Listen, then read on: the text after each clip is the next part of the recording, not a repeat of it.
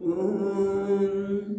सहनाववतु सहनौ भुनक्तु सह वीर्यं करवावहै तेजस्विनावधीतमस्तु मा विद्विषावहै। ॐ शान्ति शान्ति शान्तिः। ॐ पूर्णमदः पूर्णमिदं पूर्णात् पूर्णमुदच्यते पूर्णस्य पूर्णमादाय पूर्णमेवावशिष्यते। ॐ शान्ति शान्ति शान्तिः। श्रुतिस्मृतिपुराणानाम् आलयं करुणालयं नमामि भगवत्पादं शङ्करं लोकशङ्करं। शङ्करं शङ्कराचार्यं केशवं बादरायणं सूत्रभाष्यकृतौ वन्दे भगवन्तौ पुनः पुनः। ईश्वरो गुरुरात्मेति मूर्तिभेदविभागिने व्योमवद्व्याप्तदेहाय दक्षिणामूर्तये नमः।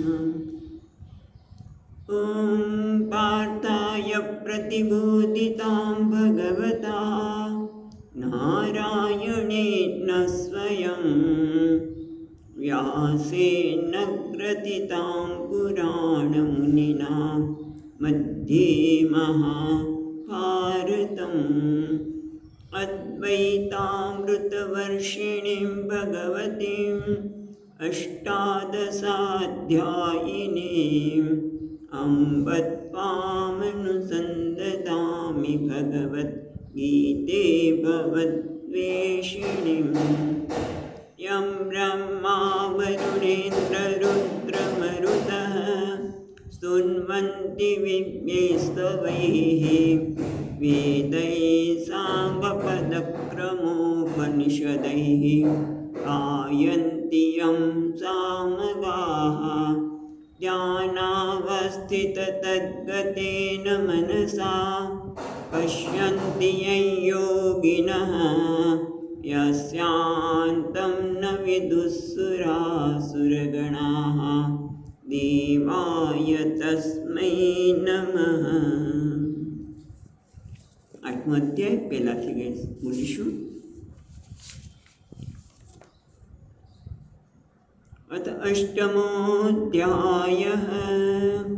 अर्जुन उवाच अर्जुन उवाच किं तद्ब्रह्म किमध्यात्मं किं कर्म पुरुषोत्तम अधिभूतं च किं प्रोक्तम् अधिदैवं किमुच्यते अधियज्ञः कथं गोत्र देहेऽस्मिन् मधुसूदन प्रयाणकाले च कथं ज्ञेयोऽसि नियतात्मभिः। श्रीभगवानुवाच अक्षरं ब्रह्म परमं स्वभावोऽध्यात्ममुच्यते भूतभावोद्भवकरः विसर्गकर्मसंज्ञितः अधिभूतं क्षरो भावः पुरुषश्चादिदैवतं यदि यज्ञोऽहमेवात्र देहे देहभृताम्बर।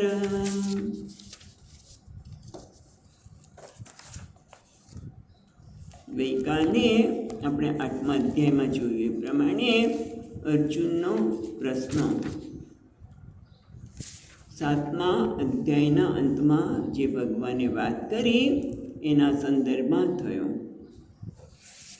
અને એણે પૂછ્યું કે ભગવાન તમે આ બધું વાત કરી કે મને જ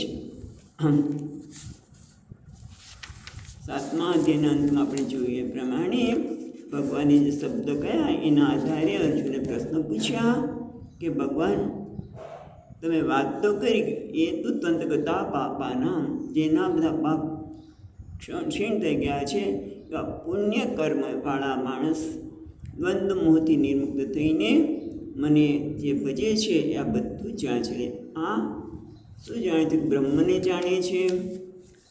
હા, તો એ બધા જે શબ્દ વાપર્યા એના સંદર્ભમાં આપણે જોયું ગઈકાલે કે અર્જુને પહેલાં 2 શ્લોકમાં પ્રશ્ન કર્યા છે કે બ્રહ્મ શું છે, અધ્યાત્મ શું છે, બીજો પ્રશ્ન, ત્રીજો છે કર્મ, ચોથો અધિભૂત કોને કહેવાય, પાંચમો અધિયજ્ઞ, અને છેવટે અધિદૈવમ કોને કહેવાય એ, અને છેવટે કહ્યું પ્રયાણ કાલે ચ કથમ જ્ઞેયોસી નિયતાત્મભી. તો આપણે ગઈકાલે જોયા એમના ભગવાનને એના પ્રશ્નના જે ઉત્તર આપ્યા એ આપણે જોયા. શું કહ્યું કે બ્રહ્મ શું છે? તો કે અક્ષરમ બ્રહ્મ, જે અક્ષર છે, જે ક્યારે જેનો ક્ષય નથી, જેનો વિનાશ નથી, એ જ બ્રહ્મ તરીકે એને જાણે છે, એને આત્મરૂપે જાણે છે. એવું થયું ને. પછી અધ્યાત્મ શું છે? તો કે સ્વભાવ અધ્યાત્મ ઉચ્યતે. એ પણ કાલે વિસ્તારથી આપણે વિચાર કર્યો હતો કે સ્વભાવ છે એનો સ્વભાવ છે. શું સ્વભાવ છે બધા એનો? છેવટે જ્યારે આપણે પ્રશ્ન પૂછીએ શાસ્ત્રને અનુસાર, હા, જે શાસ્ત્ર બતાવે છે દ્રષ્ટિએ જોઈએ તો છેવટે બધાનો સ્વભાવ શું છે? ચૈતન્ય. એના માટે ગઈકાલે વાત કરી કે આત્મા, આનંદ, એ બધાનો સ્વભાવ છે ખરેખર તો. અને કર્મ કોને કહેવાય? તો કે જે પ્રાણી માત્ર જે અસ્તિત્વ છે એ કોના કારણે છે? તો કે વિસર્ગ. વિસર્ગ એટલે ત્યાગ, એટલે કે ત્યાગ એટલે આપણે યજ્ઞને માટે આ કહેતા હોય છે, એને કર્મ તરીકે કહેવામાં આવ્યો. કે એના કારણે જ દરેકના જીવનમાં, દરેકના અદ્ભુત ભાવો એને વ્યક્તિનું અસ્તિત્વ એટલે ખરેખર જોવા જઈએ તો શરીર, જીવનો તો કોઈ દિવસ જીવનો ક્યારે અંત થતો જ નથી. અસ્તિત્વ કોનું છે? શરીરનું. અને એ કર્મના આધારે શરીર અને પરિસ્થિતિ મળે છે પણ જોયું. અને ત્યાર પછી એ જોયું કે અધિભૂત અક્ષરો ભાવ. અધિભૂત કોને કહેવાય? જે ક્ષર છે, જે વિનાશી છે, જેનું અસ્તિત્વ એ અધિભૂત છે, પંચમહાભૂત. અને એમાંથી બનેલું આખું જગત બધું જ આવી જાય. અને અધિદૈવમ એટલે આપણે એ પણ જોયું કે અધિદૈવમ એટલે એ બતાવ્યું ને કે અધિદૈવમ એટલે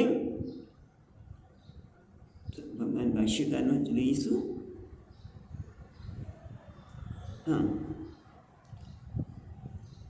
પુરુષશ્ચાધિદૈવતમ, જે પુરુષ પરમાત્મા, જે આ સમષ્ટિ, હા, સમષ્ટિ સ્થૂળ શરીર અને સૂક્ષ્મ શરીરનો જે સંચાલક છે, જે હિરણ્યગર્ભ, એ અધિદૈવમ છે. એટલે વિશ્વના પરિબળોનું જે સંચાલન કરે છે તે, અને શરીરના, આપણા શરીરના સ્તરે જે ઇન્દ્રિય, મન, બુદ્ધિનું જે અધિષ્ઠાન રૂપી જે દેવતા છે એને અધિદૈવમ એવું કહ્યું.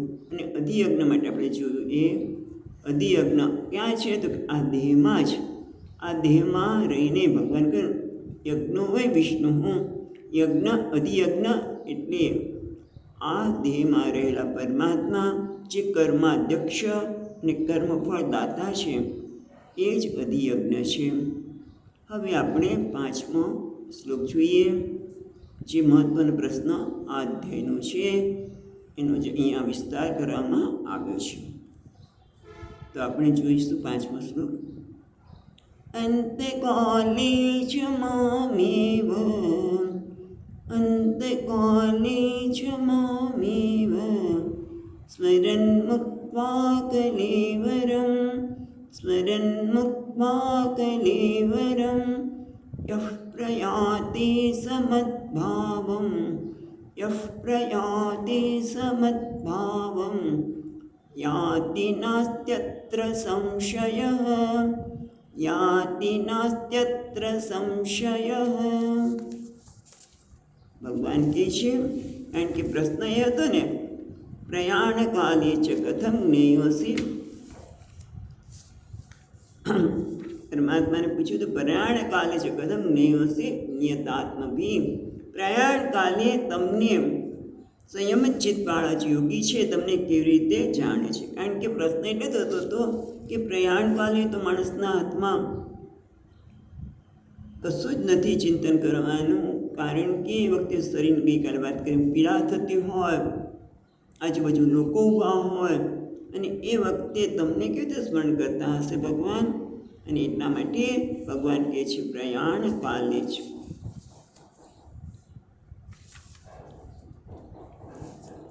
પ્રયાણ કાલે શું થાય છે? એના માટે કહે છે અંતકાલે ચ મામ એવ સ્મરન મુક્ત્વા કલેવરમ. મુક્ત્વા છોડવું, કલેવરમ એટલે શરીર. અંતકાલે અંતકાળમાં, જ્યારે પ્રારબ્ધ પૂરા થાય છે ત્યારે અંતકાલ કે મરણકાલે મામ એવ એટલે પરમેશ્વર વિષ્ણુ સ્મરણ મુક્તા પરિત્યજ્યમ કલેવરમ, જે આ શરીરને છોડે છે એ પ્રયાતિ એટલે જાય છે અથવા તો પ્રાપ્ત કરે છે. સમદભાવમ એ મારા સ્વરૂપને પ્રાપ્ત કરે છે. અંતકાલે મરણકાલે જે મારું સ્મરણ કરે છે કરી તો શરીરને છોડીને જાય છે, તે મદભાવમ ય પ્રયાતિ છોડીને જાય છે. તે મદભાવમ સહ એટલે તે મદભાવમ યાતિ, યાતિ એટલે આમ તો પામે છે. મારા પ્રયાતિ જાય છે, યાતિ મને પામે છે. ન અત્ર નાસ્તિ અત્ર સંશય.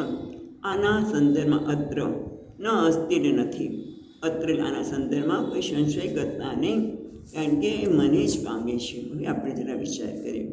જો અહીંયા ભગવાન ભાષ્યકારે પણ શું બોલ્યા? મામ એવલ પરમેશ્વર વિષ્ણુ સ્મરણ મુક્તા, એટલે એનો અર્થ એવું પણ કરે છે. કેટલા મોટે ભાગે જે અર્થ થતો હોય છે એનો આપણે જોઈએ. અને પછી શંકરાચાર્ય મહારાજ અહીંયા જે શબ્દ વાપરે છે એનો શું અર્થ થાય છે એ પણ આપણે જોઈશું. તો મોટે ભાગે એવું કહેવામાં આવતું હોય છે કે ભગવાનનું સ્મરણ કરતાં કરતાં, વિષ્ણુનું સ્મરણ કરતાં કરતાં જાય તો વિષ્ણુ લોકમાં જાય છે, અથવા તો ગોલોક વૃંદાવન, અથવા તો શિવનું ધ્યાન કરતા હોય તો શિવલોકમાં જાય છે. એટલે ટૂંકમાં આ શરીર છોડીને બીજા લોકમાં જાય છે, સ્વર્ગમાં જાય છે.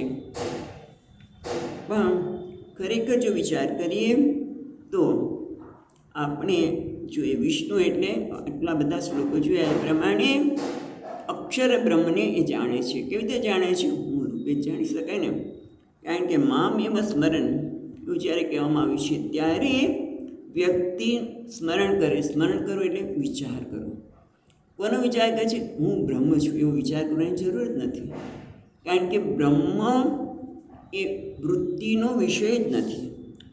જ્યારે આપણે બ્રહ્મ તત્વની ઘણી વખત વાત કરી છે ત્યારે એટલું તો આપણને ખબર જ છે કે બ્રહ્મ એ વૃત્તિનો વિષય નથી. કારણ કે હું બ્રહ્મ છું એવું જે વ્યક્તિ જાણે છે એને બ્રહ્મને યાદ કરવાનું નહીં. કારણ કે બ્રહ્મ એટલે જે સર્વત્ર છે, વિષ્ણુ એટલે જે સર્વવ્યાપી છે.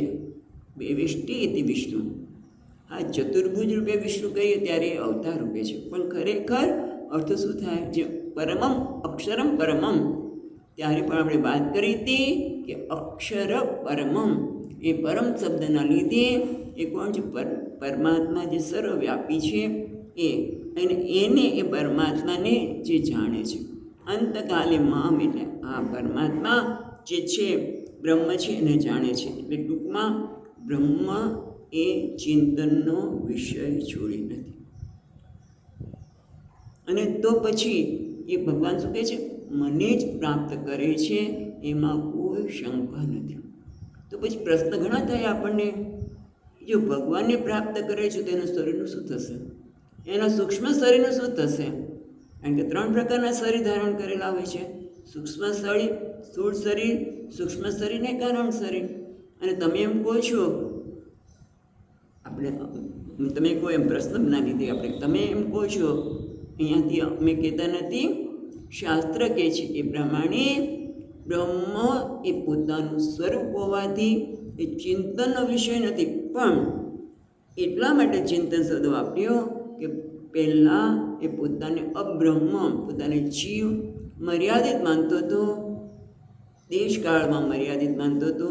પણ હવે શાસ્ત્રનું શ્રવણ, મનન અને નિધિધ્યાસનના પરિણામે એ પોતાને પરમાત્મા માને છે. હવે એના શરીરમાં અજ્ઞાન રહ્યું નથી. એવું થયું ને, પોતે હવે અજ્ઞાન નથી, એટલે કારણ શરીર છે ને અજ્ઞાન, કારણ શરીર અજ્ઞાન. પોતાના સાચા સ્વરૂપને ન જાણવું એનું નામ છે અજ્ઞાન. એ તો રહ્યું નથી, પોતે બ્રહ્મ છે એવું જાણે છે. સ્મરણ તો એક ઔપચારિક શબ્દ છે.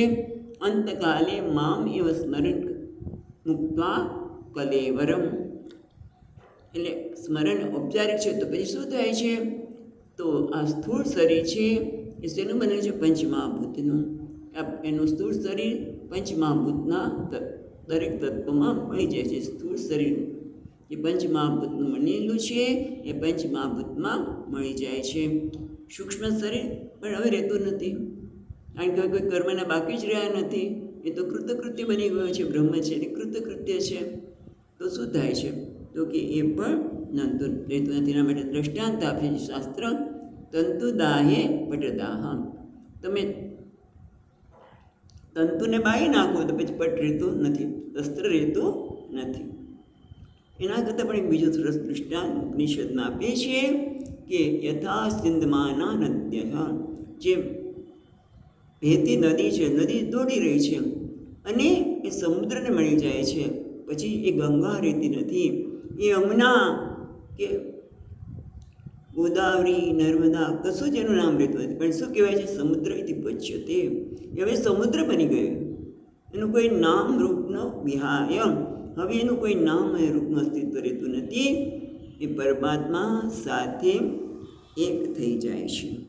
એટલે ખ્યાલ આવ્યો કે હવે એનો અલગ કોઈ સ્વરૂપ રહેતો નથી. માટે આમાં કોઈ પ્રકારનો શંકા કરવી જોઈએ નહીં. પણ આની સાથે સાથે જરા બીજું પણ જોઈ લે. કારણ કે કેટલાક લોકો એમ કહેતા હોય છે કે વૈકુંઠમાં જાય છે, બીજા કોઈ લોકમાં જાય છે. હા, જ્યાં સુધી એ બ્રહ્મ સ્વરૂપે જાણતા નથી ત્યાં સુધી હા આ પ્રકારની મુક્તિની પણ વાત કરવામાં છે. ખરેખર મુક્તિ એટલે શું? એના સંદર્ભમાં આપણે વિચાર કરેલો છે મતભાવ યાતિ. પણ મહત્ત્વનું શું છે કે સાયુજ્ય મુક્તિ, સામીપ્ય, સાલોક્ય એ જ લોકમાં જોવા મળે, ભગવાનની સમીપ રહેવા મળે, બધું સારું છે. પણ છેવટે તો હું એ તત્વ જ છું, બ્રહ્મ જ છું, એ જ ખરા હાથમાં મોક્ષ છે. જ્યાં સુધી સાયુજ્ય, સામીપ્ય એટલા પુણ્ય અને આરાધના કરી તો જઈ શકાય. પણ ગયા પછી પણ ક્યાં સુધી? અહીંના પૃથ્વીના દ્રષ્ટિએ સમય વધારે હોય, કદાચ યુવો પણ જાય, પણ છેવટે તો પાછું પૃથ્વી ઉપર આવવું તો પડે. નવમા અધ્યાયમાં આવશે જ. એટલે ગમે તેટલા કર્મ કર્યા હોય, તમે સ્વર્ગમાં જાઓ તો પણ પાછું આવવાનું આવે છે, આવવાનું થવાનું. પણ જ્યારે પરમાત્મા સાથે એક થઈ ગયા, એટલે હું એક છું એવું જાણ્યું, મારું કોઈ અસ્તિત્વ અલગ અસ્તિત્વ જ નથી, હું જ સાકર છું, પછી એને ક્યાંય જવાનું રહેતું નથી. એ આ મહત્ત્વનું છે. તો પછી તમે આ વાત કરો છો તો કંઈ શક્ય નથી. તો અમે છોડી દઈને જ્ઞાન માટે લાગે, જ્ઞાન માટે લાગી ન શકાય. એના માટે તો આપણે જે કે પૂજા, ધ્યાન એ બધું કરતા હોઈએ, એના જ પરિણામે આપણને આ જ્ઞાન માટે પ્રેરણા જન્મે. જ્ઞાનને પ્રાપ્ત કરવાની, એના માટે જે કંઈ આવશ્યક છે એ કરવાની જરૂર પડે છે. એટલા માટે આપણે અહીંયા તમે જો પ્રસંગોપાત જ્યારે પૂજા વગેરે કરતા જોઈએ છે ને, શેના માટે? કે જેથી આ જ્ઞાનમાં નિષ્ઠા પ્રાપ્ત થાય, એના માટે અનુકૂળ પરિસ્થિતિ ઊભી થાય.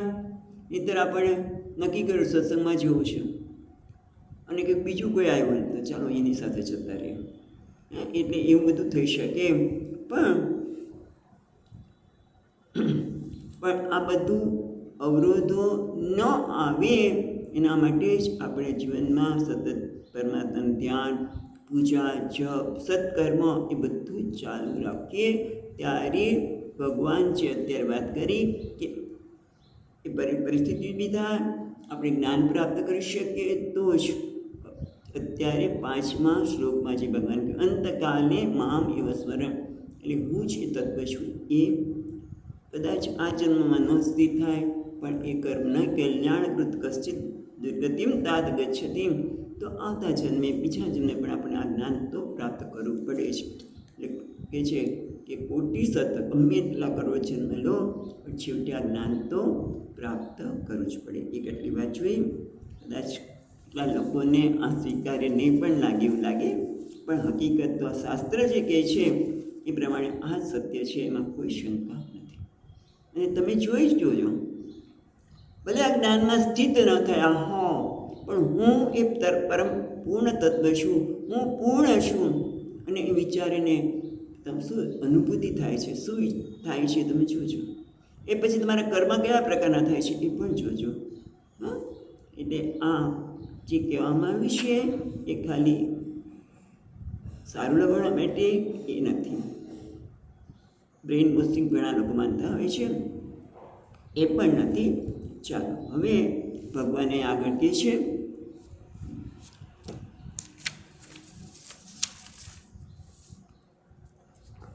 ન મત વિષય એવો નિયમ. હા, એટલે ભગવાન કહે છે મને જ પ્રાપ્ત કરે છે, મરણકાલે જે મારું સ્મરણ કરે છે મને પ્રાપ્ત કરે છે એવું નથી, પણ આ નિયમ બધાને લાગુ પડે છે. શેના માટે છે? તો હવે આપણે 6થો શ્લોક જોઈએ. યમ યમ વાપી સ્મરન ભાવમ, યમ યમ વાપી સ્મરન ભાવમ, त्यजन्त्यन्ते कलेवरं, त्यजन्त्यन्ते कलेवरं, तं तमेवैति कौन्तेय, तं तमेवैति कौन्तेय, सदा तद्भावभावितः,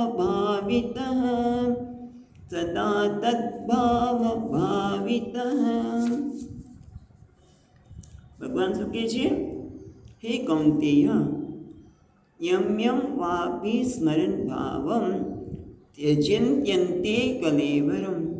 ભગવાન આ નિયમ આગળ આમાં કહે છે અર્જુન હે કૌંતેય, વાપી અથવા તો યમ યમ, ભલે મારું સ્મરણ ન થાય તો પણ યમ યમ વાપ, યમ યમ સ્મરણ ભાવમ त्यजन्ते, યમ યમ ભાવમ સ્મરણ, એમ કરશું. યમ યમ જે ભાવથી સ્મરણ કરે છે, त्यजन्त्यन्ते कलेवरम, જે ભાવથી વ્યક્તિ આ કલેવરા શરીરનો ત્યાગ કરે છે. કયા ભાવથી? એટલે કે એ ભાવનું સ્મરણ કરતાં કરતાં એ પોતાનું શરીરનો ત્યાગ કરે છે, ત્યારે તમ એવ એતિ, તે તમ એટલે જે ભાવથી એ પોતાનું શરીર છોડે છે તે ભાવને એ પ્રાપ્ત કરે છે. એતિ એ પ્રાપ્ત કરે છે. અચ્છા, પછી શું એક મહત્વનું છે, સદા તદ્ભાવ ભાવિત, કારણ કે હંમેશા તે ભાવથી એ ભાવિત થયેલો હોવાથી જે ભાવનું સ્મરણ કરે છે એ ભાવને એ ભાવનાને એ વસ્તુને પ્રાપ્ત કરે છે. આ તો બહુ સારું, ભગવાને બહુ સરળ કરી દીધું. કેમ? એ મારે તો સ્વર્ગમાં જવું છે, કારણ સ્વર્ગમાં તો બહુ રેડ કાર્પેટ હોય ને ત્યાં વૃદ્ધાવસ્થા નહીં, એ બધું નિષેધમાં આવે છે. તો મારે તો સ્વર્ગમાં જવું છે, મારે તો ગોલુક વૃંદાવનમાં જવું છે, ભગવાન સાથે રાસ રમવા મળે.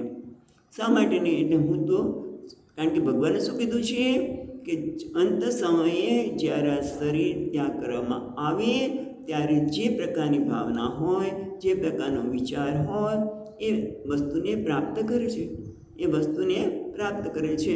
તો હું જરૂર સ્વર્ગમાં જઈશ, હું જરૂર અહીંયા જઈશ, ગોલુક વૃંદાવન કે શિવલોક ગમે ત્યાં. પણ અત્યારે તો હું હવે કંઈ કરવાની જરૂર નથી, કારણ કે ભગવાન છેલ્લે કીધું છે કે અંતકાલે તમે વિચાર કરો તો એ વસ્તુને પ્રાપ્ત કરી શકાય એમ છે.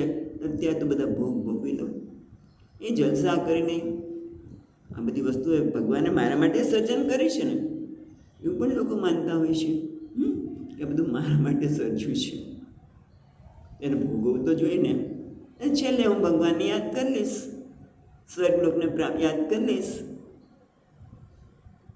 ના, એવું છે ને. સદા તદ્ભાવ ભાવિત, તમે આખી જિંદગી જેનો વિચાર કર્યો હોય, જેને પ્રાધાન્ય આપ્યું હોય એ જ વિચાર આવવાનો છે. છેલ્લી ઘડી તમને ભગવાન યાદ નથી આવવાના. ભગવાન યાદ કરીશ મને, અથવા તો મારે સ્વર્ગમાં જવું છે, સ્વર્ગલોકને યાદ કરીશ વગેરે, એ શક્ય જ નથી. આખી જિંદગી જે પ્રકારનું ચિંતન કર્યું હોય, જેનું સેવન કર્યું હોય, જેને કંઈને મહત્ત્વ આપ્યું હોય, એ જ આપણને અંતકાલે આ શરીર છોડીએ ત્યારે આપવાનું છે. મૃત્યુ સમય એ નથી આવવાનું. એટલે જે પ્રકારના સંસ્કાર પડ્યા હોય, જે પ્રકારની વાસના હોય એમ કહીએ તો એ થાય. એના માટે આપણે ઘણા બધા મહાત્માઓના દૃષ્ટાંતો આપણને જાણવા મળ્યા કે છેલ્લી ઘડીએ જે પ્રકારનો વિચાર કર્યો હોય એ પ્રકારનું એને શરીર પ્રાપ્ત થાય છે. એટલા માટે ભગવાન કે સદા તદ્ભાવ ભાવિત, હંમેશા તમે જે ચિંતન કરશો એ જ અંતકાલે આવશે. પહેલાં એક મહાત્માની વાત કરી દઈએ, બીજી પણ વાત કરીશું કે એક મહાત્મા હતા સગુણ. એણે આ અક્ષરબ્રહ્મની ઉપાસના નહોતી કરી, નિર્ગુણ તત્વની નહીં પણ સગુણની. અયોધ્યામાં રહેતા હતા, ભગવાને તો જ ઉપાસના કરી, એના લીધે સિદ્ધિ પણ પ્રાપ્તિ થઈ ગઈ હતી. એમને ખબર પડી જાય ઘણી વખત આવું સરળ સુંદર જીવન જીવ્યા હોય તે લોકોને ખબર પડી જાય કે મારું શરીર છોડવાનું છે. મને યાદ છે પણ જોકે એ પછી મા બોલ્યા નહોતા. માની સેવા, મહારાજ માની વાત કરું છું. એ રાત્રે એને તું દેખાતું હશે, હા, એને કહે છે ભાઈ બેન દિવસે હું જઈશ. એ ખરેખર એમનું શરીર ભાઈ બીજના દિવસે જ થયું. એ મારાથી બોલે કે હે, વાણી બંધ થઈ ગઈ. પછી આગળ કશું બોલ્યા નહોતા. એટલે ટૂંકમાં એવી ખ્યાલ લોકોના હૃદય શુદ્ધ હોય તેને ખબર પડી જાય છે. એ ત્યાં મહાત્માને ખબર પડી ગઈ હતી. એટલે એમના શિષ્યોને કહ્યું કે જો ભાઈ, આ દિવસે આ સમયે હું મારું શરીર છોડીશ અને હું ભગવાનના ધામમાં જઈશ, અને ત્યારે ધૂંધુય વાગશે, વાજા વાગશે. તો શિષ્યોને ગમે તો નહીં, જવાનું તો બધા જાત હશે, ધ્રુવ મૃત્યુ, શરીર તો છોડવાનું જ છે. એ શરીર બરોબર પછી એમને ખબર હતી એટલે નાહી ધોઈ અને એકદમ સૂઈ ગયા ભગવાન સ્મરણ કરતા કરતા. શરીર છૂટી ગયું, પણ ધૂંધવી વાગીને બાજા ન વાગ્યા. શિષ્યોને થયું કે મારા ગુરુજીએ કહ્યું એ ખોટું તો હોય જ નહીં, તો આ થયું શું? કેમ મારા ગુરુજી? એટલે એ ત્યાંના અયોધ્યામાં બીજા કોઈ મહાત્મા હતા, બહુ જ ઉપાસના કરનારા હતા. એની પાસે ગયા અને કહે છે કે અમારા ગુરુજી તો આવું કહ્યું હતું પણ આવું થયું નહીં. મહાત્માને થયું કે ના, આ કોઈ સામાન્ય મહાત્મા નહોતા, એણે કહ્યું સાચું જોવું જોઈએ. શું ક્યાં પ્રતિબંધ આવ્યો? એટલે કે હું તમારા આશ્રમમાં આવું છું અને આપણે વિચારીએ. પછી આશ્રમમાં એમના ગયા અને પૂછ્યું કે તમારા ગુરુજી ક્યાં સૂતા હતા, કેવી રીતે શરીરનો ત્યાગ કર્યો? એક શિષ્ય બતાવ્યું કે આવી રીતે અહીંયા જગ્યા છે, ત્યાં સૂતા હતા, આંખ બંધ કરી જો શરીર ત્યાગ થઈ ગયો. ત્યાં પેલા મહાત્માનું ધ્યાન ગયું કે જ્યાં સૂતા હતા ત્યાં સામે બોરડીનું મોટું ઝાડ હતું. અને સરસ મોટા મોટા બોર, સરસ મોટું પાકેલું, એકદમ સામે જ્યાં સૂતા ત્યાં સામે જ પાકેલું બોર એકદમ દેખાણું. અને એ જોઈને કોઈને પણ ખાવાની ઈચ્છા થાય એવું એ બોર હતું. એટલે મહાત્માએ કહ્યું છે પેલું બોર તોડી આવો. એ બોર લઈ આવ્યા. એ બોરને ખોલ, અંદર એક કીડો નીકળ્યો. બસ આ કીડાને તું પધરાવી દે પાણી વાળે, શરીર ત્યાગ થઈ જશે. જેવું કર્યું નદીમાં, અને તરત જ ધૂંધવી વાગી. એટલે એનો અર્થ એ થયો કે છેલ્લી ઘડીએ ગુરુજી જે મહાત્મા હતા એ શરીર તો છોડી રહ્યા હતા, પણ જરાક આંખ ખુલી હશે અને બોર દેખાણું અને બોરને ખાવાની ઈચ્છા થઈ. એટલી વાસના માટે બોરમાં ગયા. અને બોરમાં ગયા પછી તરત જ એ જીવાતને મુક્તિ આપી દીધી. ધૂંધવી વાગી. એને કહેવાનું છે, આ વાત કહીને શું કહેવા માગીએ છીએ કે કદાચ આપણે આખી જિંદગી પરમાત્માનું નામ લીધું હોય, અંતકાલે કદાચ કોઈ કારણસર આવું કંઈ થયું હોય, પણ તમારી સાધના, આપણી જે સાધના છે એ ક્યારેય જતી નથી. ટૂંકમાં સદા તદ્ભાવ ભાવિત, તમે જે પ્રકારની ભાવના કરી હશે એ જ વિચારવાનો. હા, એ વાત કીધી છે, ખ્યાલ નથી, પણ એક તમે જો આખી જિંદગી કામ, ક્રોધ, લોભની જ વાત કરી, કોઈને પૈસો આપવાનું મન ન થાય, કોઈ ખોટી જગ્યાએ ન વાપરો એ વસ્તુ જુદી છે, પણ પૈસા કોઈને આપો જ નહીં અને કંજુસાઈ શબ્દ વાપરી, લોભ કરતાં પણ કંજૂસ પ્રકારની વૃત્તિ હોય છતાં પણ વાપરે છે. કંજૂસ એવા અભિપ્રાય હતા. એને 4 છોકરા. એ શેઠ આખી જિંદગી ખૂબ મહેનત કરે, પૈસો કમાયા, પણ કોઈને આપવાની વાત આવે નહીં. બધા છોકરાઓએ પિતાજી શરીર ત્યાગ કર્યા છે. બધા છોકરાઓ દુકાન બંધ કરીને આવી ગયા અને આજુબાજુ ગોઠવાઈ ગયા છે. ત્યારે અમે વાર્તા કોઈ વડીલ પાસેથી સાંભળેલી તે નાના હતા ત્યારે. પછી શેઠ કહે છે, તમે બધા અહીંયા કેમ છો? દુકાને કોઈ કેમ નથી? અને તું જોતો ખરો, ઓલી સાવણી પેલું બકરી ખાઈ જાય છે. શરીર છોડવાનું છે, સાવણી પણ સાથે નથી આવવાની, કે કદાચ દુકાન પણ ન ગયા હોય, પણ સદા તદ્ભાવ ભાવિત. એ પ્રકારની જ ભાવના જે આખી જિંદગી કરી હોય એ જ અંતકાલે આવે. બસ ભગવાન એ જ કહે, યમ વાપી સ્મરણ ભાવમ ત્યજન્ત્યંતે કલેવરમ. પણ એ ક્યારે થઈ શકે? જ્યારે સદા તદ્ભાવ ભાવિત. આખી જિંદગી કામ, ક્રોધ, લોભ અને એટલા માટે એનાથી દૂર રહીએ. પણ ટૂંકમાં જે પ્રકારનો વિચાર કર્યો હોય એ પ્રકારનું જ શરીર પ્રાપ્ત થાય છે. તે જ પ્રકારનું શરીર એને પ્રાપ્ત થાય છે.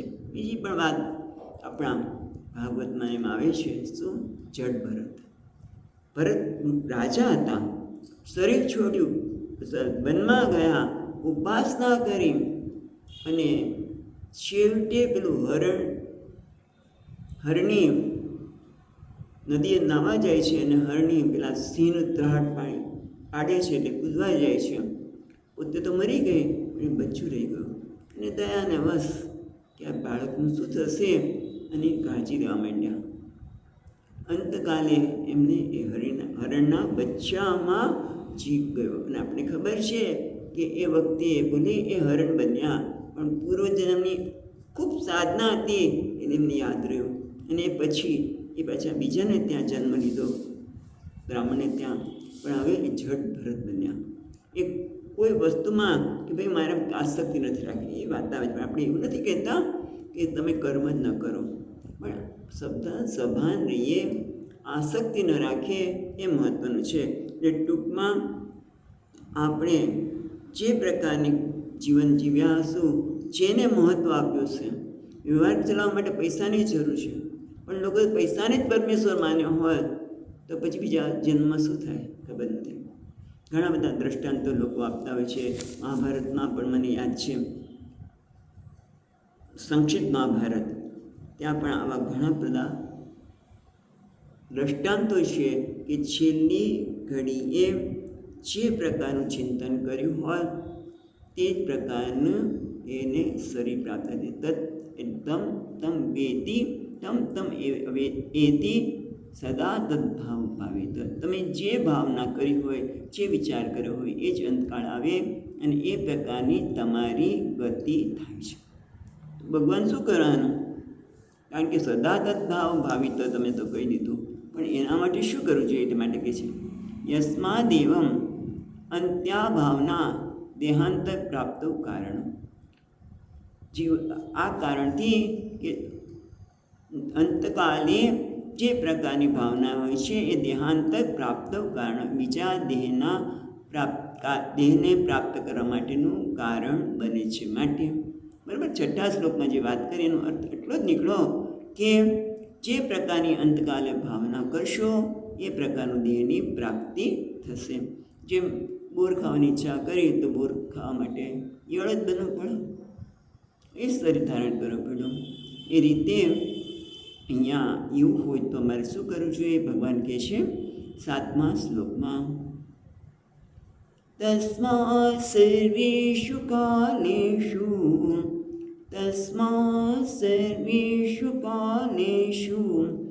મામનુસ્મરયુધ્ય ચ मय्यर्पितमनो बुद्धिः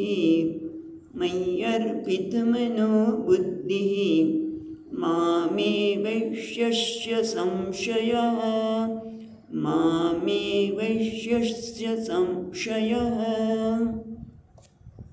બધા સકારાત્મક સ્પષ્ટ રીતે ઉચ્ચાર થાય તો સારું છે. પ્રયત્ન તો કરવો જ જોઈએ શીખ્યા હોય ત્યારે. ચાલો તો હવે અહીંયા ભગવાન 7મા શ્લોકમાં કહે છે, આપણે સમજીને ચોખ્ખું જ કરે છે. તસ્માત આ કારણથી તસ્માત સર્વેષુ કાલેષુ બધા સમયે, પછી એ ગમે તે ઋતુ હોય, તસ્માત સર્વેષુ કાલેષુ એટલે દિવસ હોય, રાત હોય, ઉનાળો હોય, શિયાળો હોય, કોઈ પણ ઋતુ હોય, બધામાં બધા સમયે તસ્માત તેથી બધા સમયે કાલેષુ સમયે માં અનુસ્મર તું મારું અનુસ્મર, આપણે જોઈશું મારું સ્મરણ કર, યુદ્ધ ચ અને યુદ્ધ કર.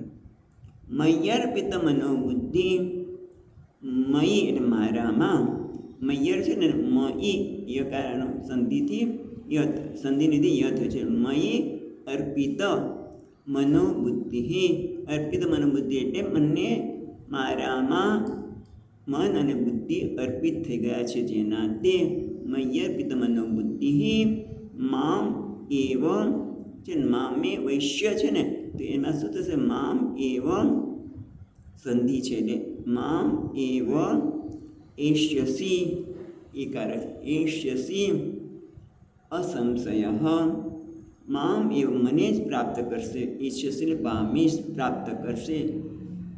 અસંશય સ્યમાંથી સંધિથી મામ એવ એષ્યસી અસંશય, એમાં કોઈ શંકા નથી. નિસંશય એટલે તેથી સર્વ સમયે તું મારું સ્મરણ કર અને યુદ્ધ કર. યુદ્ધ કર એટલે કર્તવ્ય કર્મ કર, કારણ કે આપણે તો યુદ્ધ કરવા જવાનું નથી. અર્જુન માટે બરાબર છે કે અર્જુન તું યુદ્ધ કર. યુદ્ધ એટલે આગળ પણ આપણે ત્રીજા અધ્યાયમાં પણ શબ્દ જોયો હતો, યુદ્ધ કર એટલે તારું કર્તવ્ય કર્મ કર. મામ અનુસ્મરણ મને યાદ રાખીને, અને મને યાદ રાખશે તો શું છે? મય અર્પિત મનોબુદ્ધિ, મારામાં જેનું મન અને બુદ્ધિ સમર્પિત થઈ ગયું છે, અર્પિત થઈ ગયું છે, એ મને જ પ્રાપ્ત કરશે, એમાં કોઈ શંકા નથી. કારણ કે આ પ્રકારનું જીવન જીવ્યા હોય તો અંતકાલે કોઈ વિચાર આવે? ભગવાનનો જ ને. એટલે આપણે એના પર વિસ્તારથી વિચાર કરીએ કે અંતકાલે ભગવાનને પ્રાપ્તિ યાદ કરવા હોય તો, એમને પ્રાપ્ત કરવા હોય તો શું કરવું જોઈએ? તો ભગવાન કે તસ્મા સર્વેષુ કાલેષુ મામ અનુસ્મર. હવે જો અહીંયા શંકરાચાર્ય કે યથાશાસ્ત્રમ, મામ અનુસ્મર એટલે અનુસ્મર, અનુ એટલે તો પશ્ચાત, પણ કેવી રીતે પશ્ચાત એ શું? શાસ્ત્ર જે પ્રમાણે કહે છે એ પ્રકારે તું મને સ્મરણ કર, એવું થયું ને અર્થ. મામ એવ અનુસ્મર. અને આગળ જે આપણે વાત કરી કે જે પોતાને બ્રહ્મ તરીકે જાણે છે એને તમે યાદ કરવાનું રહેતું નથી, કારણ કે બ્રહ્મ એ વિષય નથી, બરાબર, વૃત્તિનો. પણ જે પરમાત્માને હજી એક બ્રહ્મરૂપે આત્મરૂપે જાણે નથી, એના માટે શું કરવાનું છે કે અન્ય કોઈનું અનુસરણ નહીં કરવાનું, પણ શાસ્ત્ર જે કહે છે એ પ્રકારે મને સ્મરણ કર. શાસ્ત્રમાં મારી જે વાત કરી છે એને પ્રાપ્ત કરવાની બધી અંદર આવી જશે, આપણે જોઈશું. પણ એમને પ્રાપ્ત કરવા માટે યુદ્ધ ચ કર્તવ્ય કર્મ પણ કરવું પડે, સાધના પણ કરવી પડશે. આપણે બધી ચર્ચા કરીશું આજે. પણ મહત્વનું શું છે? મામ એવ અનુસ્મર, મને જ સ્મરણ કર. અને ભગવાનનું સ્મરણ કરવું હોય તો શાસ્ત્ર પ્રમાણે, અને સાથે સાથે શાસ્ત્રને સમજાવનાર શું છે? સત્સંગ, એ પણ જરૂરી છે ને. એમને તો ભગવાન શાસ્ત્ર વાંચીને આપણે કંઈ ખબર પડવાની નથી, કારણ કે ગીતાએ આને માનતા હોય કે મેં ગીતા વાંચી લેશું અમને ખબર પડી જશે, ના. એનું પણ ખરેખર આવી રીતે સત્સંગ દ્વારા જ કરવું જોઈએ. પછી મને બીજી કઈ વાત યાદ આવે છે કે મારા માએ જ પૂછ્યું હતું, બેન મને આમાં તો કંઈ ખબર જ નથી પડતી, કારણ કે ભગવાનના વાક્યો ઘણી વખત આપણને સમજણ પડે એવા નથી, એટલા માટે સત્સંગ આવશ્યક છે. અને સત્સંગ માટે તુલસીદાસજી મહારાજે તેટલું કહ્યું છે, મતિ કીર્તિ ગતિ ભૂતિ ભલાઈ, મતિ કીર્તિ ગતિ ભૂતિ ભલાઈ, જો જય જતન જहाँ जब पाए, जो जय जतन जहाँ जय पाए, सो जानव सत्संग प्रभाव, सो जानत सत्संग प्रभाव, वेदन आनुपायु. ત્યાં તુલસીદાસ મહારાજ કહે છે કે જ્યાં કોઈ સારી બુદ્ધિ, કીર્તિ, કોઈ સારી ગતિ કે ભૂતિ, ઐશ્વર્ય જે કંઈ તમને ક્યાંય જોવા મળે, જે જતન જहाँ જય પાય, કોઈની પાસે ખૂબ પૈસા છે, કોઈની પાસે કીર્તિ એટલી છે, કોઈની પાસે શુદ્ધ બુદ્ધિ છે, મતિ, જે કંઈ છે એ બધું સત્સંગના કારણે છે. આ સિવાય બીજો કોઈ ઉપાય જ નથી. તમે સત્કર્મ કરશો તો તમારી જે સંપત્તિ છે એ પણ ટકવાની છે. સત્સંગ કરશો તો તમે જે કમાણી કરશો એ પણ શાસ્ત્રને આધારે સત્સંગમાં બધી વાત કરવામાં આવી છે કે કઈ રીતે. અને યુદ્ધ છે હમણાં જોઈએ જ છે. એ સત્સંગ હશે તો આપણે જે કંઈ કર્તવ્ય કર્મ હશે એ શાસ્ત્રને અનુરૂપ જ કરવાના, એ સિવાય થઈ શકે નહીં. એટલા માટે તુલસીદાસજી મહારાજ કહે છે કે જે કંઈ છે એ સત્સંગના પ્રમાણે છે. એ ટૂંકમાં અહીંયા જોઈએ તો મમ અનુસ્મર, મને અનુસ્મર યથા શાસ્ત્રમ, શાસ્ત્રને ક્યારે, શાસ્ત્ર પ્રમાણે ક્યારે કર્મ થાય, સ્મરણ થાય ત્યારે સત્સંગ કર્યું હોય તે. હવે ભગવાન કહે છે મમ અનુસ્મર યુદ્ધ છે, તું યુદ્ધ કર. અને યુદ્ધ એટલે અહીંયા જોઈએ તો કર્તવ્ય કર્મ. દરેક જણનું પોતાનું એક કર્મ છે. આ પૃથ્વી પર આવ્યા છે એટલે એને દરેકના માટે કર્મ નક્કી જ છે. માતાનું કર્મ જુદું, પુત્રીનું કર્મ જુદું, સાહેબનું કર્મ જુદું. અને આપણે બધા સમાજ સાથે જોડાયેલા છીએ તો આપણે બધાનું કર્મ પણ છે.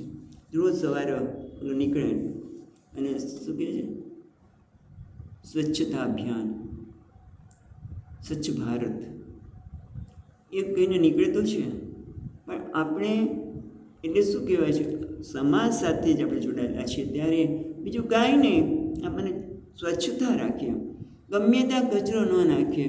હંમેશા કહીએ તો કંઈ પણ આપ્યું હોય તો ચોકલેટ જ, પીપરમેન્ટ આપ્યો તો અહીંથી દાદર ઉતરે ને ત્યારે જ આપણને પાછા એના પેપર્સ વીણવાના મળે. એટલું આપણે સ્વચ્છતા રાખી શકતા નથી. બોલો મામ યુદ્ધ છે, તું કર્તવ્ય કર્મ કર. એક સમાજના એક નાગરિક તરીકે બસ આપણે આટલું જ કરી શકીએ ને કે ગમે ત્યાં કચરો ન નાખીએ. હમણાં બધા મિત્રો કે એક મકાન બનાવતા હોય, સ્વામીજી તો અહીંયા હોય જ ને, એટલે ચા પીવો તો તમે ચાના કપને બધું ક્યાંક વ્યવસ્થિત મૂકો, ગમે તે નાખી દો, તમે વીણો, ભેગા કરો અને પછી બહાર નાખો. એ અમારું કર્તવ્ય નથી, અમે તો કામ જ કરીએ. આનું નામ યુદ્ધ છે નથી. હા, યુદ્ધ છે એટલે જે તમારા ભાગે આવ્યું છે કર્તવ્ય કર્મ એ સારામાં સાથે કરો, નિયમબદ્ધ કરો, આળસ નહીં. હા, એ તો ચાલશે એવું પણ નહીં, કારણ કે આગળ ત્રીજા અધ્યાયમાં પણ શબ્દ આવ્યો હતો સમ્યક ચર્ચા, સમ્યક આચરણ. સારી રીતે કરો, એમાં આળસ નહીં, પ્રમાદ નહીં. આળસ પ્રમાદ એક જ આવ્યા. મૂલ્યને આધારે કર્મ કર્યું.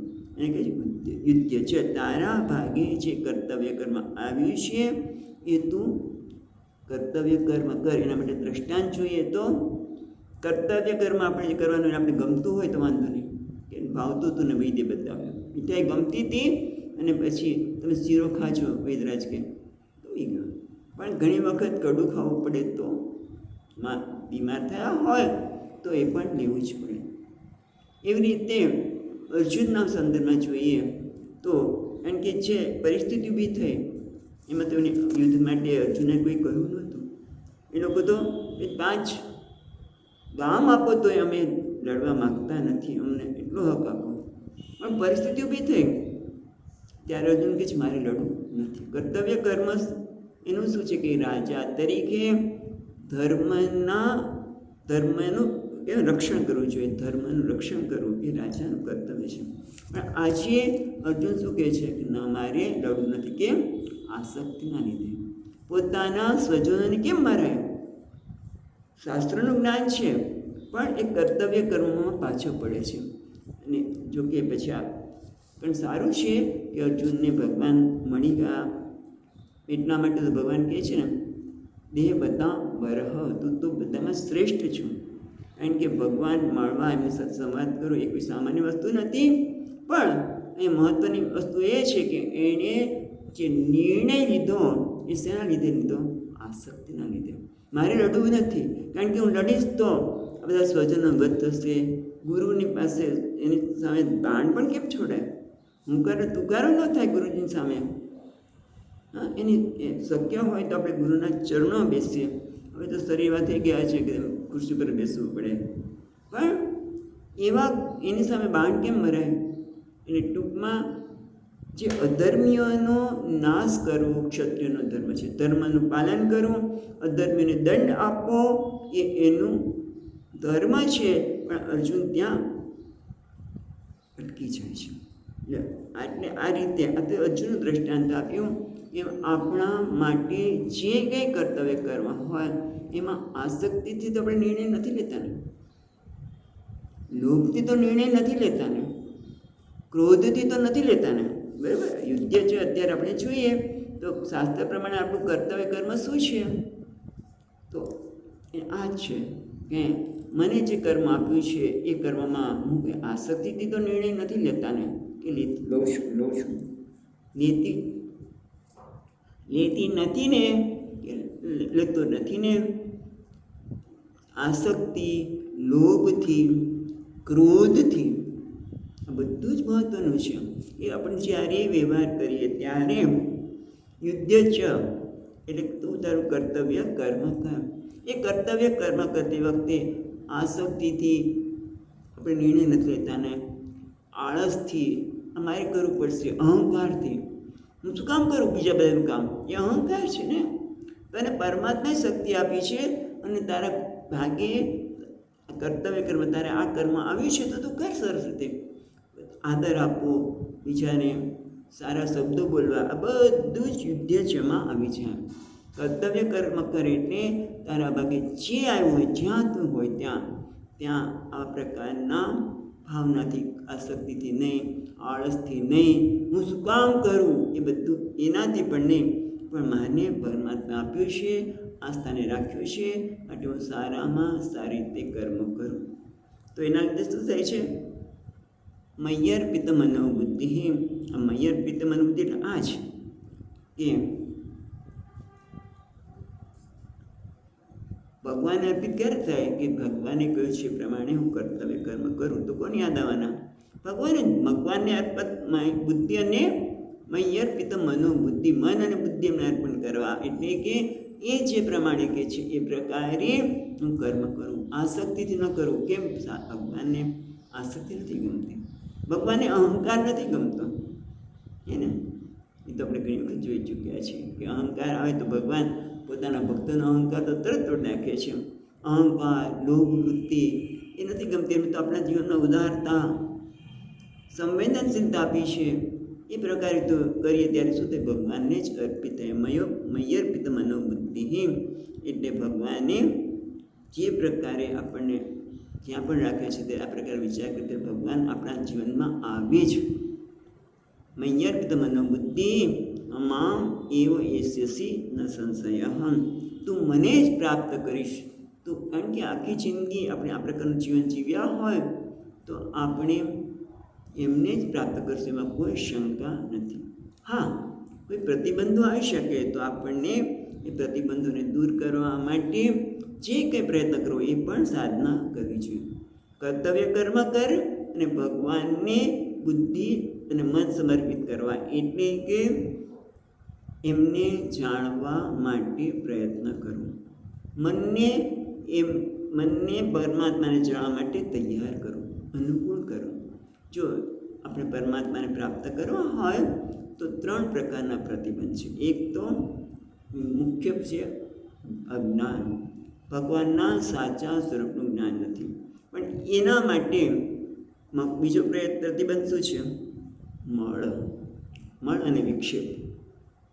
મલ એટલે અશુદ્ધિ, એ આપણે યુદ્ધચમાં આવી ગયો કે ભગવાન માટે કર્મ કરવું એટલે કર્મયોગ ભાવ નથી. સરળમાં સરળ સમજવું હોય યુદ્ધ ચ એટલે કર્તવ્ય કર્મ, કર્મયોગ ભાવનાથી કરો. આપણે એની ઉપર ચર્ચા ત્રીજા અધ્યાયમાં વિસ્તારથી કરી છે. બુદ્ધિ એટલે મળ છે એ કર્મયોગ ભાવનાથી કરીએ, અને સાથે સાથે એમને જાણવા માટે મારું મન એકાગ્ર આવે. બુદ્ધિથી જ્ઞાન તો પ્રાપ્ત કરવું શાસ્ત્રનું, પણ એકાગ્રતા પ્રાપ્ત કરવી. અંતઃકરણની શુદ્ધિ સાથે મનની એકાગ્રતા, વિક્ષેપનો અભાવ. અને આપણે જોઈશું ચંચલમી મન કૃષ્ણ, એ તો આપણે આગળ જોઈ ચૂક્યા. એટલે એને સ્થિર કરવા માટે ઉપાસના પણ જીવનમાં જરૂર છે, ધ્યાનની પણ જરૂર છે. જપ ધ્યાન આપણે વાત કરી છે કે વારંવાર જપ ધ્યાન એટલે વારંવાર એક જ શબ્દનું ધ્યાન જપ. પણ આ કેવું એક જ જપ કરે, ઓમ નમઃ શિવાય. બીજો વિચાર પણ ઓમ નમઃ શિવાય એટલે મન એકાગ્ર થાય. કારણ કે આપણે ખબર છે કે ઓમ નમઃ શિવાય, બીજો વિચાર ઓમ નમઃ શિવાયનો આવશે કે કેમ એ ખબર નથી. એના માટે આ જપ ધ્યાન, એના પર આપણે કેવી વિસ્તારથી વાત કરી હતી કે કેવી રીતે જપ ધ્યાન કરવું જોઈએ. છઠ્ઠા તે વખતે પણ આ ધ્યાન, એના માટે બીજી રીતે કહીએ તો આ જપ ધ્યાન પણ કહેવાય, અથવા તો કોઈ આપણે ભગવાનના સ્વરૂપનું ધ્યાન, એના માટે સંપત ઉપાસના કહે છે. શાસ્ત્ર પ્રમાણે ધ્યાનના બે પ્રકાર છે, એક સંપત ઉપાસના અને બીજી અહંગ્રહ ઉપાસના. સંપત ઉપાસનામાં શું થાય કે નિકૃષ્ટ વસ્તુ પર ઉત્કૃષ્ટનો આરોપ છે. તો નાનકડી ભગવાનની મૂર્તિ, પણ એ મારા માટે મૂર્તિ નથી, મારા માટે ભગવાનનું સ્વરૂપ બની જાય છે. એની પૂજા કરું છું, એમનું ધ્યાન કરું છું, એમના મુખનું ધ્યાન, મુખ પરના સ્મિતનું ધ્યાન, ચરણનું ધ્યાન, એવી રીતે ધ્યાન કરી ત્યાં શું આવે છે? એકાગ્રતા આવવાની. અથવા તો અહંગ્રહ ઉપાસના. અહંગ્રહ ઉપાસના કોને કહેવાય કે હું એ છું, ભલે હું એ છું ને, પણ છતાં મારો અહંકારને, અત્યારે હું મારી જાતને એક જીવ મર્યાદિત માનું છું, પણ છતાં હું હિરણ્ય ગર્ભ છું, હું પૂર્ણ છું, મારામાં કંઈ ખૂટતું નથી. આમ જોવા જઈએ તો ઘણી વખત લાગે કે મારે આ મેળવ્યું છે ને પેલું મેળવ્યું છે, કોઈક કહીશું કે આપણે તરત ઈચ્છા થાય.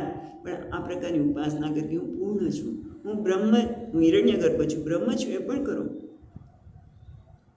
એ જેને ઉપાસના છે, જ્ઞાન નથી. નિધિધ્યાસન પણ ન કહેવાય. નિધિધ્યાસન પણ આપણે કરીએ છીએ જ્ઞાનને સ્થિરતા માટે, જે હેબિચ્યુઅલ એરર છે એને દૂર કરવા માટે. પણ અહીંયા તો આપણે અહંગ્રહ ઉપાસનાની વાત કરીએ છીએ. ટૂંકમાં મય્યર્પિત મનોબુદ્ધિ, મન અને બુદ્ધિ ભગવાનને અર્પણ કરવા હોય તો આ રીતે કર્મયોગ ભાવના, રીતે ઉપાસના, અને છેવટે મન એકાગ્ર થાય ત્યારે શાસ્ત્રના જ્ઞાનથી ભગવાન સાથે એક્ય બનવાનું નથી, અને હું છું એ આપણે જાણવાનું છે. પણ એના માટે આપણે ભગવાને કહ્યું એ પ્રમાણે તસ્માત સર્વેષુ કાલેષુ, હંમેશા ભગવાનને સ્મરણ કરી, શાસ્ત્ર કહે છે એ પ્રમાણે આપણે કાર્ય કરીએ. યુદ્ધ ચ એટલે કર્મયોગ ભાવનાથી કર્મ કરીએ, ઉપાસના કરીએ, અંતર શુદ્ધિ થાય, શાસ્ત્રનો વિચાર કરીએ, અને અજ્ઞાન દૂર થાય જ્ઞાનથી. એટલું આપણે આજે જોયું, પછી આવતીકાલે જોઈશું. ઓમ પૂર્ણમદઃ પૂર્ણમિદં પૂર્ણાત પૂર્ણમુદચ્યતે પૂર્ણસ્ય પૂર્ણમાદાય પૂર્ણમેવાવશિષ્યતે. ઓમ શાંતિ શાંતિ શાંતિ. શંકરં શંકરાચાર્યં કેશવં બાદરાયણં સૂત્રભાષ્યકૃતૌ વંદે ભગવन्तૌ પુનઃ પુનઃ. ઈશ્વરો ગુરુરાત્મેતિ મૂર્તિભેદવિભાગિને વ્યોમવદ્વ્યાપ્તદેહાય દક્ષિણામૂર્તયે નમઃ. ઓમ શાંતિ શાંતિ શાંતિ. હરિ ઓમ. શ્રી ગુરુભ્યો નમઃ. હરિ ઓમ.